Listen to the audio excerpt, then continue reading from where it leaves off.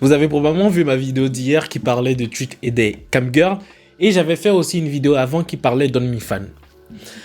À chaque fois que je discutais avec d'autres personnes à propos de ce sujet-là, je me suis rendu compte qu'ils avaient des avis très différents du mien vis-à-vis de la situation. Ce qui m'a amené à vouloir parler d'un sujet qui est celui du biais cognitif. What's up YouTube, j'espère que vous allez bien. Abonnez-vous pour les micro-trottoirs et revenez pour des vidéos random qui parlent d'à peu près tout et n'importe quoi, parce que je suis persuadé que la connaissance est la clé du savoir. Ça ne veut rien dire. Aujourd'hui, j'avais envie de parler du biais cognitif. Le biais cognitif, en fait, c'est un raccourci que fait notre cerveau et qui influe sur notre perception du monde. On aura tendance à trouver toujours des arguments qui soutiennent notre cause. On aura toujours tendance à avoir des amis qui vont dans notre sens. Et généralement, à chaque fois qu'on arrive en face d'un problème ou d'une situation qui va à l'encontre de notre façon de penser, on a tendance à arriver à une sorte de dichotomie, à une sorte de scission, à une sorte de division. Et je pense que c'est ce qui se passe lorsqu'on voit mes vidéos et qu'on pense que j'ai un avis extrêmement tranché vis-à-vis d'une certaine situation en fait. D'ailleurs, pour me l'expliquer, un ami m'a envoyé une vidéo, c'est elle qui est derrière, sur le biais cognitif dont je vais vous montrer un extrait. Je vais aller sélectionner les informations qui vont dans mon sens, aller confirmer mes croyances, devenir pote sur les réseaux sociaux avec les gens qui pensent comme moi pour se dire nous on a raison et les autres sont bêtes. Les biais cognitifs sont souvent présentés comme des choses à éviter, comme si c'est quelque chose qui est mauvais, alors que c'est pas tout le temps le cas. Nos biais sont une partie intégrante de notre raisonnement. On ne peut pas vraiment ne pas avoir de biais. C'est ça qui me permet de fonctionner. Et des fois, quand on prend des raccourcis, on se trompe. Mais des fois, quand on prend des raccourcis, on est efficace. Mais du coup, les biais dépendent souvent du contexte dans lequel on l'utilise. Un truc intéressant dont il parle dans cette vidéo, c'est ce qui se passe lorsqu'on reçoit une nouvelle information au niveau psychologique. La première chose qui peut se passer, c'est ce qu'on appelle la dissonance cognitive, et je pense que c'est ce que je vis le plus souvent. En fait, la dissonance cognitive, c'est lorsqu'on reçoit une information et que cette information n'est tout simplement pas en phase avec notre façon de penser, de réfléchir, avec nos valeurs par exemple. Et il y a plusieurs moyens de sortir de ces phénomènes de dissonance cognitive. Soit tu rejettes complètement l'information parce que c'est tout simplement pas possible pour toi d'accepter cette information. Soit tu peux changer d'avis. Ce qui m'arrive assez souvent. Généralement, j'ai un avis assez tranché par rapport à un problème.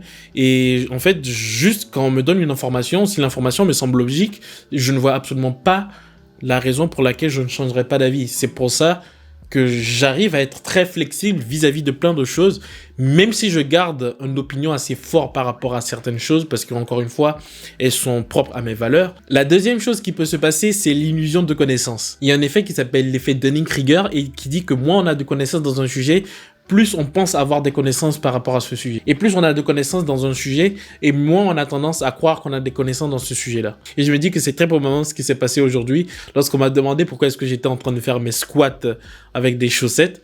J'ai donné une explication tellement précise, comme si j'étais le mec qui savait tout, alors que peut-être que l'explication que j'ai donnée n'a absolument pas de sens en fait.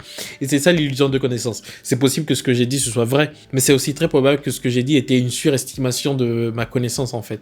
C'est pour ça que je pense que la meilleure approche dans ce cas-là, c'est vraiment supposer que ce qu'on sait n'est pas vrai en fait. Et tous les jours, à chaque fois que je me retrouve face à de nouvelles situations, je me dis que ce que je sais, en fait, c'est tout à fait faux. Parce que déjà que la société dans laquelle on vit est tout simplement un construct, en fait. Tout a été créé de zéro et personne ne sait rien, en fait. Et je pense que la meilleure approche pour éviter l'illusion de connaissance, de surconnaissance, c'est juste de partir avec humilité et juste d'accepter que c'est très probable qu'on ne sache pas exactement si ce qu'on dit est vrai et juste partir avec un esprit ouvert, en fait. En fait, la troisième chose qui peut se passer, c'est de rentrer dans un raisonnement motivé. En gros, imaginez deux façons de réfléchir. Celle d'un détective qui cherche des preuves pour arriver à un résultat et celle d'un avocat qui a déjà en fait un client qu'il doit défendre et qui sait qu'il doit arriver à un tel résultat. En fait, ce qui se passe, c'est qu'on va aller chercher des arguments qui vont forcément dans notre sens, comme un avocat, plutôt que comme un détective d'aller chercher des preuves, d'aller chercher des indices pour arriver en fait à la véritable vérité.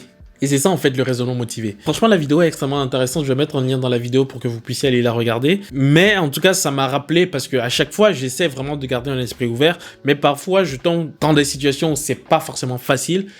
Mais ça m'a permis de me recentrer, de revenir sur Terre et de me dire que je n'ai pas la science infuse et même si j'ai des avis assez tranchés par rapport à un certain sujet, c'est possible que j'ai tort. Du coup c'est possible qu'hier j'avais tort, mais je pense pas que j'avais entièrement tort.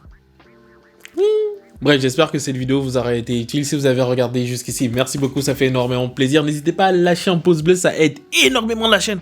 Vous pouvez pas savoir comment. Dites-moi ce que vous avez pensé de la vidéo dans les commentaires par rapport au biais cognitif.